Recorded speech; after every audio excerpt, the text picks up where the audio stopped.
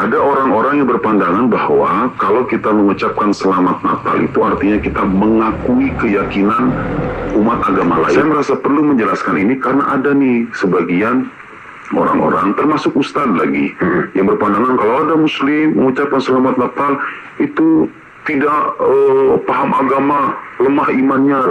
Ini Gereja Al-Azhar, Syekh Ahmad Thayyib, pemimpin tertinggi Al-Azhar ya, itu biasa saja mengucapkan selamat Natal kepada para pendeta Kristen Koptik di Mesir, bukan ikut upacara mereka loh ya, hanya sebatas mengucapkan. Bismillahirrahmanirrahim. Innalhamdulillah wa nasalli ala nabiyyina Muhammad ibn Abdullah wa ala alihi wa sahbihi wa mawalah. Baik, terkait pertanyaan apakah benar para masyaikh, ulama-ulama di Mesir, khususnya Al-Azhar, mengucapkan selamat Natal kepada tokoh-tokoh agama Kristen, ya. Dan apakah itu bisa juga menjadi dalil bagi kita di Indonesia untuk mengucapkan selamat Natal kepada orang-orang yang merayakan Natal di Indonesia. Baik, sebelumnya ingin saya sampaikan bahwa Kristen yang ada di Mesir itu berbeda dengan Kristen yang ada di antara di Mesir dan di Indonesia, itu jauh sekali berbeda. Di Mesir namanya Kristen Koptik atau Ortodoks, sementara di Indonesia adalah penganut Katolik dan sebagiannya Protestan. Itu jauh sekali berbeda.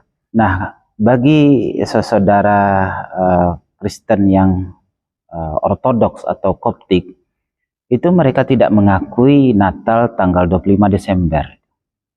Dan definisi Natal sendiri bagi orang Ortodoks itu berbeda dengan orang Katolik. Bagi orang Katolik artinya Yaumul Milad, hari kelahiran Yesus Kristus.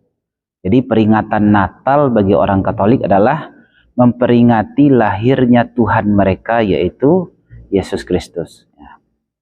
Nah, di sini yang menjadi masalah bagi kita bahwa ketika kita mengucapkan selamat Natal kepada orang Katolik, artinya ada afirmasi di situ.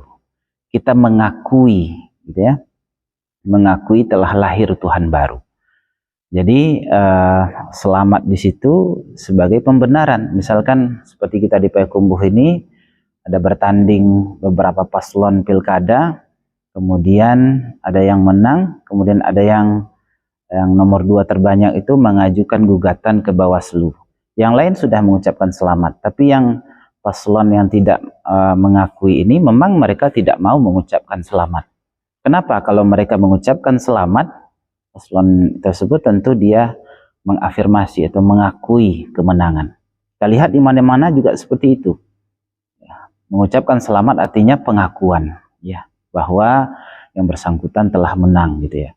Nah, kalau kita mengucapkan selamat Natal kepada orang-orang Katolik, artinya kita membenarkan telah lahir Tuhan baru tanggal 25 Desember.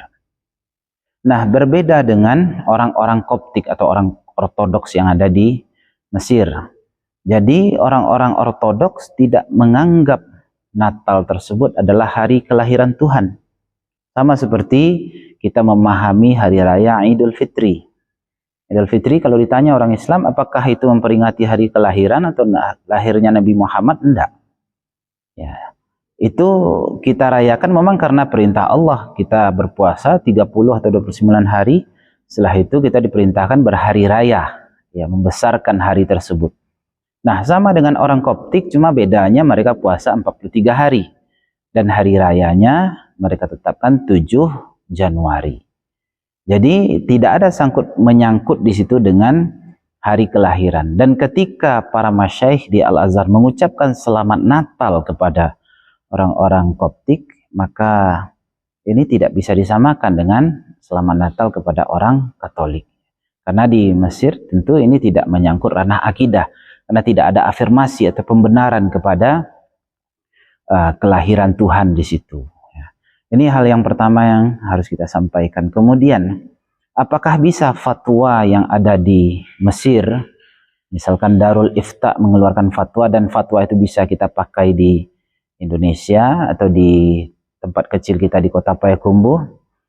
Fatwa itu sendiri bersifat domestik, dia menyelesaikan kasus tertentu, ya. Fatwa itu menjawab istifta, permintaan fatwa. Jadi sifatnya itu sangat-sangat lokal, tidak bisa universal. Ya, misalkan Imam Malik bertanya ditanya orang, apakah diterima taubat pembunuh? Imam Malik mengatakan diterima. Kemudian datang lagi orang lain, apakah diterima taubat pembunuh? Imam Malik mengatakan tidak. Maka ditanya oleh murid beliau, kenapa pertanyaannya sama, jawabannya berbeda? Ini kasuistik. Yang satu mengatakan, ya, bertanya, terima taubat pembunuh. Imam Malik mengatakan diterima karena dia baru saja bunuh orang.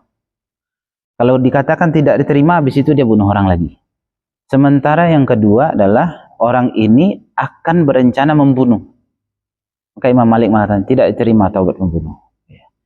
Jadi masing-masing orang punya kasus hukum yang berbeda. Karena istifta, dia meminta fatwa, fatwa bisa saja berbeda-beda. Dan tanpa mengurangi ta'zim dan hormat kepada kibarul ulama Al-Azhar, Darul Ifta yang mengeluarkan fatwa tersebut, ya andaikan betul boleh, itu belum tentu otomatis bisa dipakai di Indonesia karena kita sudah ada fatwa, gitu ya. Kita sudah punya fatwa terkait persoalan Natal, ya, Natal bersama dan segala macamnya. Yang pertama ada fatwa MUI, dikeluarkan 7 Maret 1981. Ya, itu fatwa yang pertama tentang Natal ini. Kemudian ada lagi fatwa nomor 56 tahun 2016. MUI Pusat mengeluarkan juga tentang persoalan Natal dan Tahun Baru. Dan khususnya kita di Sumatera Barat, ada edaran dan himbauan Majelis Ulama Indonesia Provinsi Sumatera Barat, itu secara tegas mengatakan baik itu mengucapkan selamat Natal dan memakai atribut Natal atau merayakan Natal bersama dan seterusnya, itu tegas disampaikan bahwa itu haram. Nah, fatwa itu kalau sudah ada ditetapkan fatwa bagi kita yang ada di satu negeri, kita tidak boleh lagi mengambil fatwa dari negeri yang di luar itu, karena fatwa itu bersifat domestik gitu ya. Jadi kita lebih utama tentu mengambil fatwa yang ada di negeri kita ya. Jadi tidak bisa sekali lagi kita ambil fatwa orang diterapkan di sini. Contoh kasus lain misalkan, Syekh Abdul Aziz bin Baz di Saudi pernah ditanya tentang hukum menikah tapi ada niat bercerai. Kata Syekh bin Baz, boleh. Ya. Kemudian orang Saudi tersebut datang ke Cisarua di Puncak, di Bogor, kemudian kawin kontrak di situ. Kemudian diprotes oleh ulama setempat, kemudian orang Arab mengatakan, oh ini fatwa dari bin Baz, gitu ya. Nah, perlu kita sampaikan fatwa bin Baz di Saudi ya, berbeda antara pernikahan di Saudi dengan kita. Di Saudi untuk menikah saja itu susah. Mana orang Saudi yang menikah di bawah usia 30 tahun? Rata-rata usia 40 tahun itu baru menikah. Setelah menabung, mengumpulkan harta, dan menikah harus ada apartemen, mobil, segala macam, kan gitu ya. Maka bin Baz tentu dia punya pertimbangan. Ini orang menghabiskan sekian panjang umurnya untuk menabung, kemudian dia bercerai, ada niat bercerai. Tentu ini sesuatu yang absurd lah kalau di Saudi. Berbeda dengan Indonesia yang mana menikah cukup dengan seperangkat alat sholat ya. Jadi orang menikah sekarang seminggu yang lagi bisa bercerai, kan begitu ya. Maka fatwa ya Lajnah Daimah atau Syekh bin Baz tidak otomatis bisa dipakai di tempat yang lain. Ini yang kita harus pahami ya.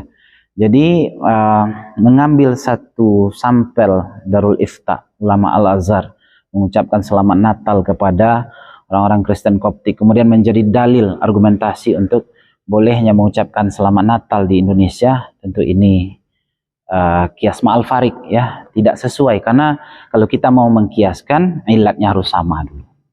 Di sana Kristennya Koptik, di sini juga Koptik, nah, gitu. Tapi kalau di sana Koptik, di sini Katolik, itu tentu tidak bisa kita pakai. Itu yang ingin saya jelaskan. Terima kasih. Ya, barakallahu fikum.